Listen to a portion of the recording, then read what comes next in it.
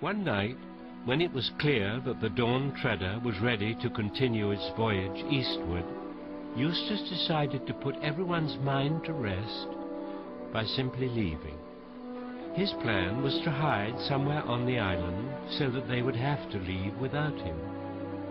He made this decision without any of the self-pity the old Eustace would have felt. This new Eustace was convinced it was the right thing to do, even if it meant a lifetime of loneliness as a dragon on that island. He was lying awake in a secluded spot, wondering what on earth would become of him, when he looked up and saw a huge lion coming slowly towards him. There was no moon that night, but there was moonlight where the lion was.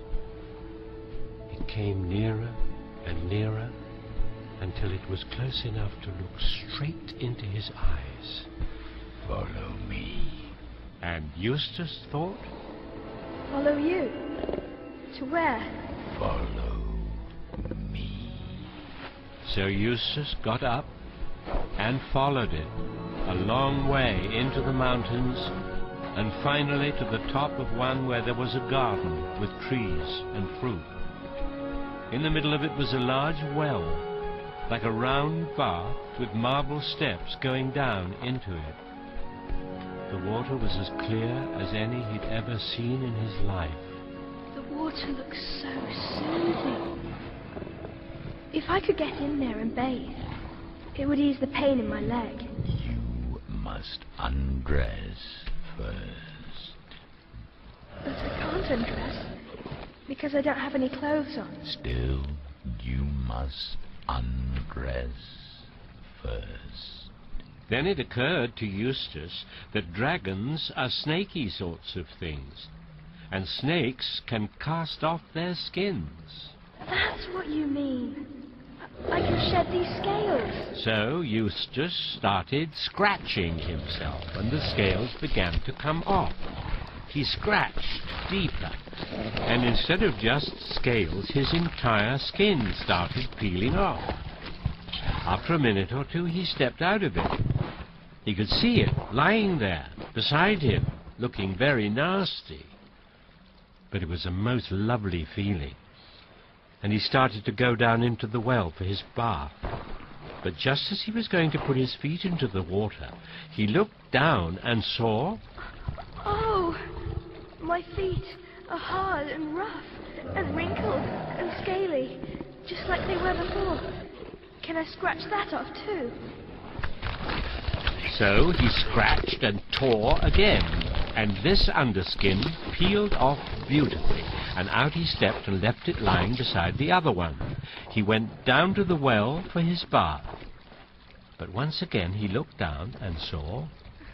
Oh dear, how many skins do I have to take off? So he scratched away a third time and got off the third skin, just like the other two, and stepped out of it.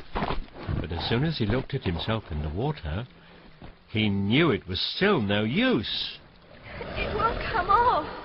You will have to let me help you.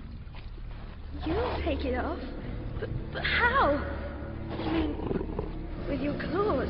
Lie down on your back.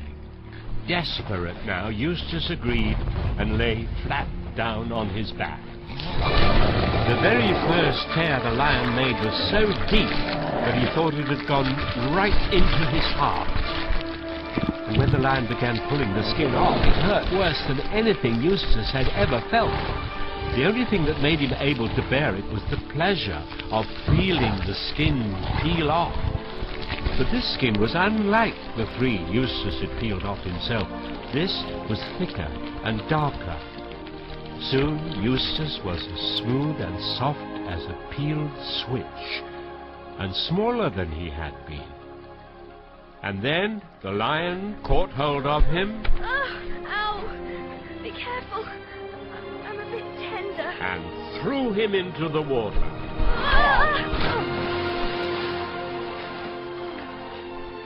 After a while, the lion said, Come out.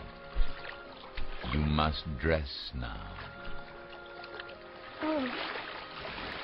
But I don't know where my clothes are.